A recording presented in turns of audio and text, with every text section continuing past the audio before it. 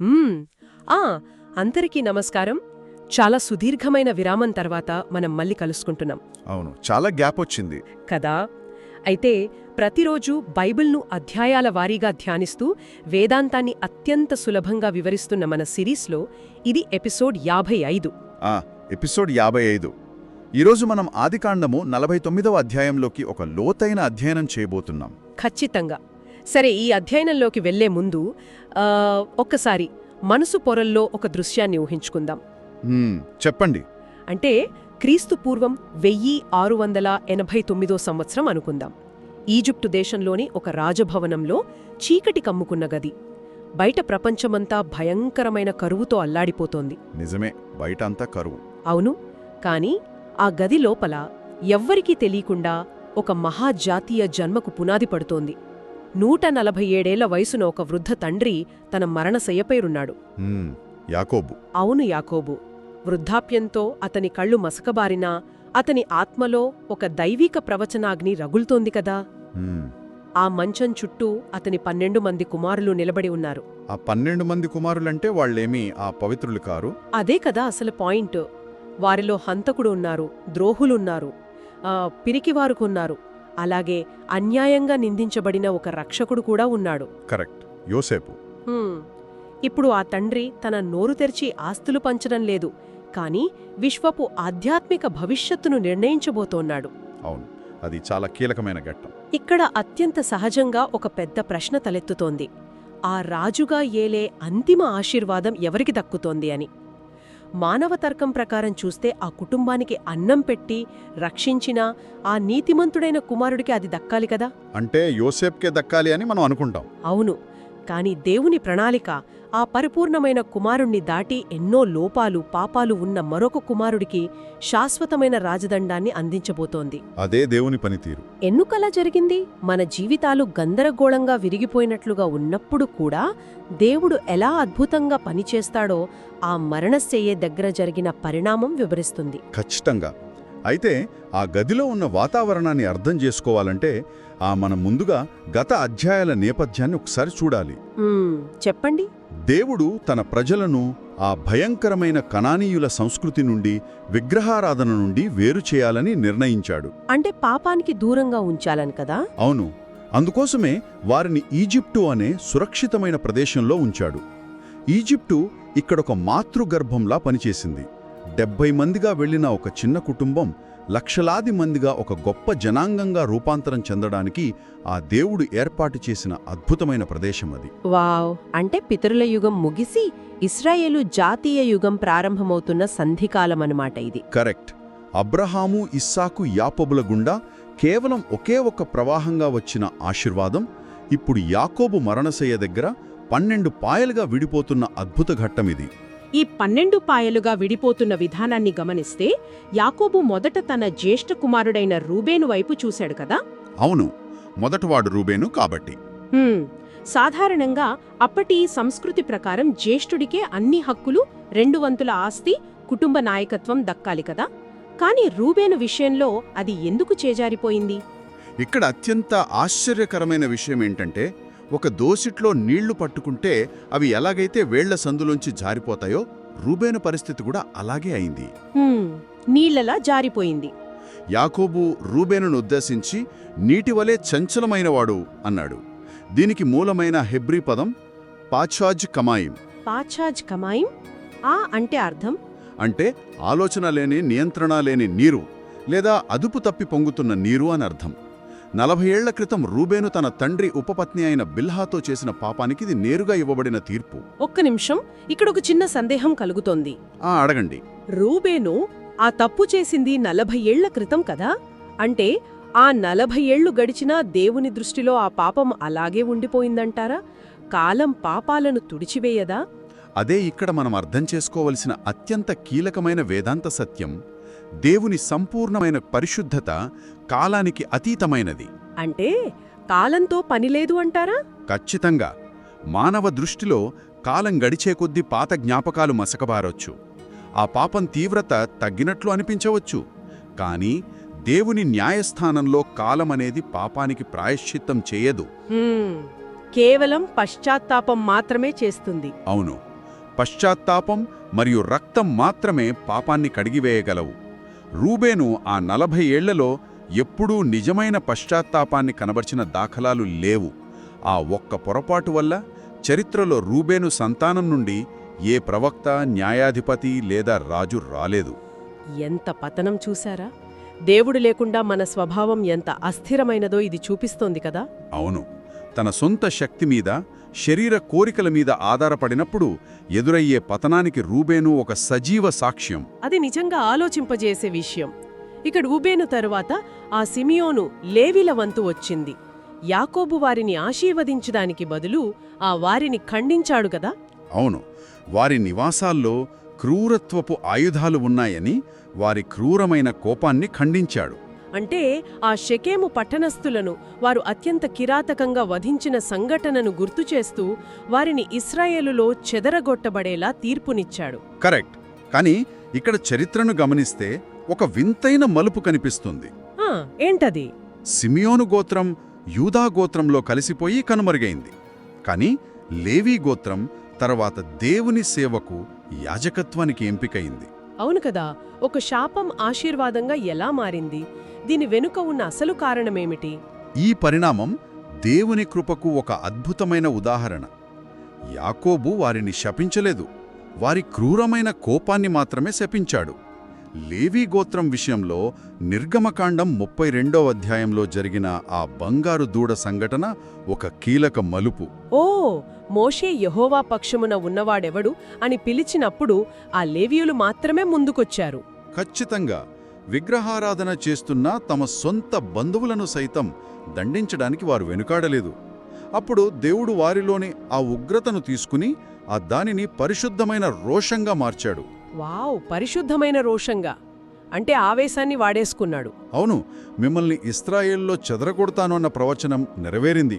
కాని వారు ఇశ్రాయేల్ గోత్రాలన్నిటి మధ్య చెదిరిపోయి ప్రతి ఊరిలోనూ ధర్మశాస్త్రాన్ని బోధించే యాజకులుగా, దేవుని సేవకులుగా స్థిరపడ్డారు. అంటే సరైన పశ్చాత్తాపం ఉన్నప్పుడు తీర్పును కూడా ఒక అద్భుతమైన సేవగా మలుచుకోవచ్చని లేవీ గోత్రం నిరూపిస్తుందన్నమాట. 100% కరెక్ట్.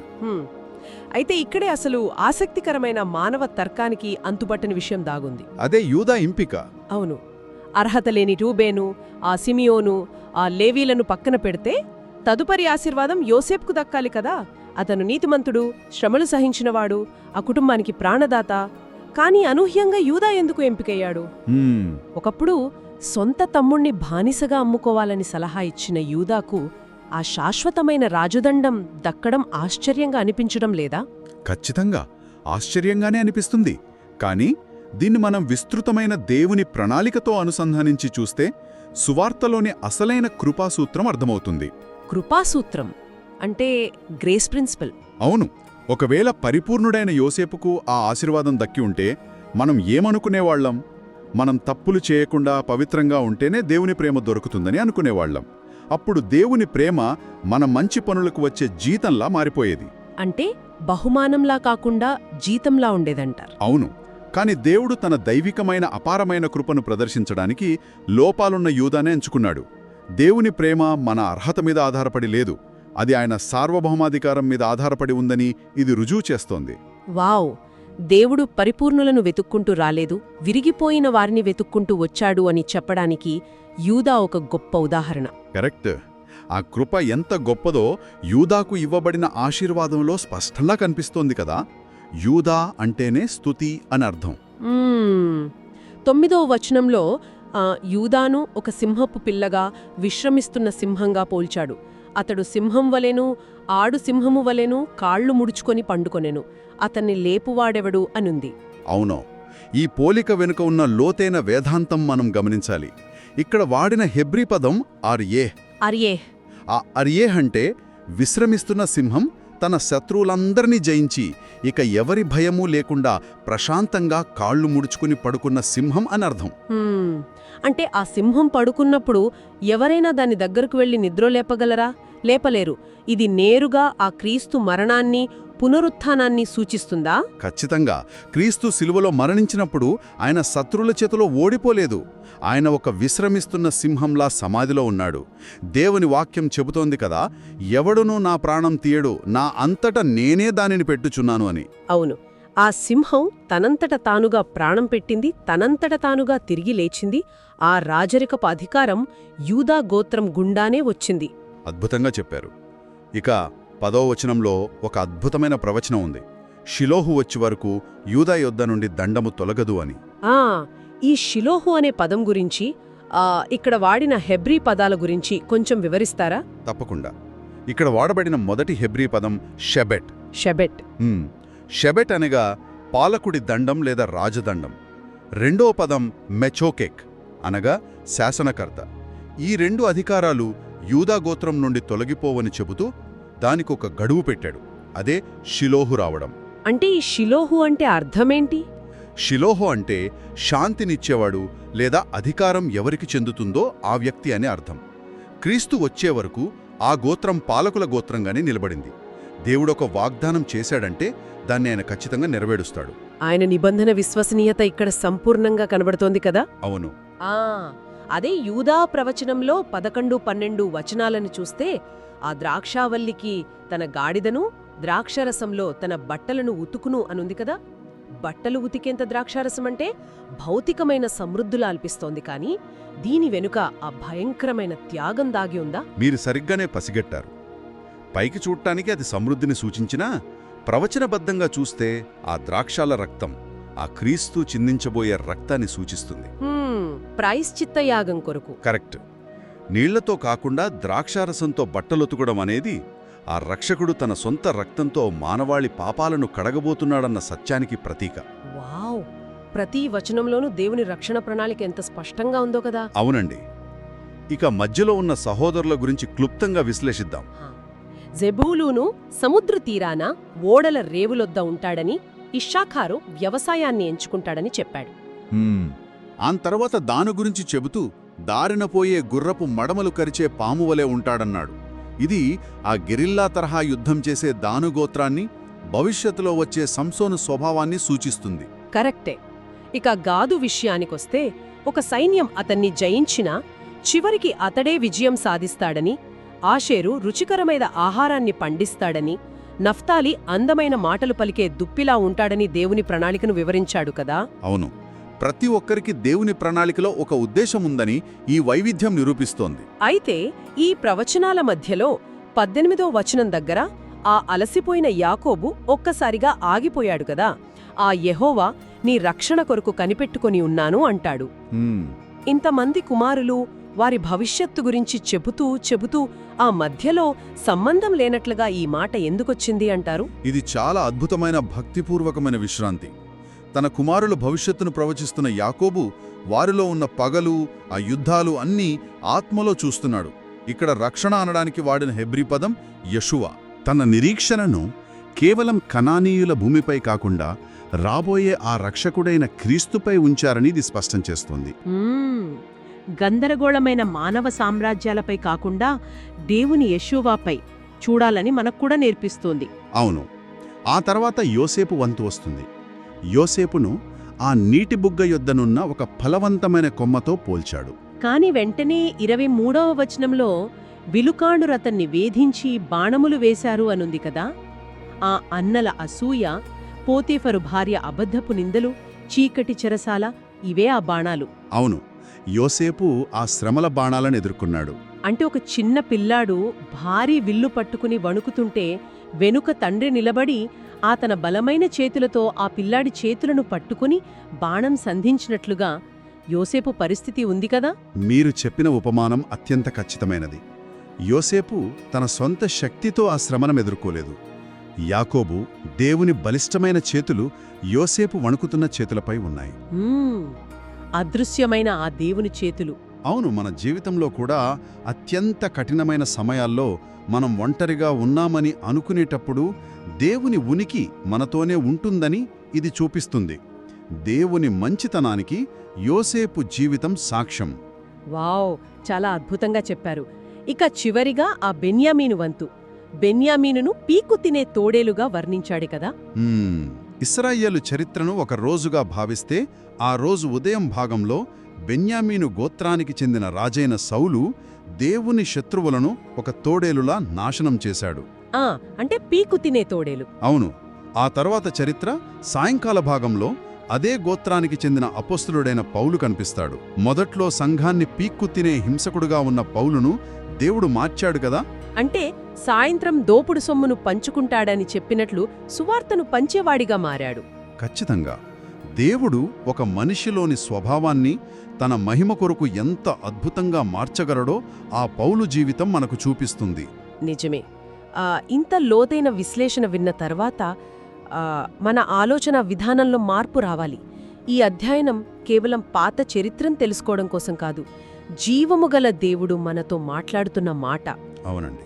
ఈ 12 మంది సహోదరుల జీవితాలు మన అంతరంగానికి పట్టిన అద్దం. మనం రూబేను వలె, ఆ సిమియోను వలె మన పాపాలు మనల్ని దేవునికి దూరంగా నెట్టేశాయని భయపడుతుంటే, దేవుడు పరిపూర్ణులను వెతుక్కుంటూ రాలేదని, ఆ మనల్ని క్షమించి తన అత్యున్నతమైన కృపను చూపడానికి యూదా గోత్రపు సింహమైన యేసుక్రీస్తుగా మనకోసం వచ్చాడని గుర్తుంచుకోవాలి.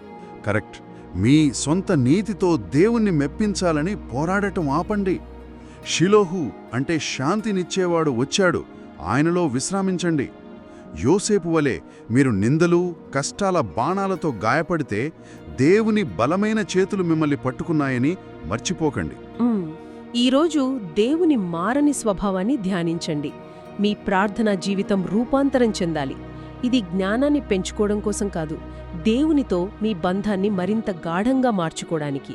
ప్రస్తుత జీవిత పరిస్థితుల ద్వారా ఆయన ఇంకెంత అద్భుతమైన మహిమను తీసుకురాగలడో కదా. వావ్, నిజంగానే దీని గురించి రోజంతా ఆలోచించండి. అవును. మీ వ్యాఖ్యలను మాతో పంచుకోండి. ఈరోజు మీరు నేర్చుకున్న కొత్త సత్యం ఏమిటి? ఈ అధ్యాయం ద్వారా దేవుడు మీకు ఏం నేర్పిస్తున్నాడు? ఈ వాక్యం విన్న తర్వాత మీరు తీసుకోబోయే ఆచరణాత్మకమైన అడుగు ఏమిటి? మీ ఆత్మీయ ఎదుగుదల కోసం ఈ వాక్యాన్ని మీ తోటి సహోదరి సహోదరులతో పంచుకోండి. దేవునితో నడుస్తూ ఉండండి. తదుపరి అధ్యయనం కోసం వేచి ఉండండి. మన ఛానల్ని సబ్స్క్రైబ్ చేసుకోమని మనవి. దేవుడు మిమ్మల్ని దీవించునుగాక. God bless you.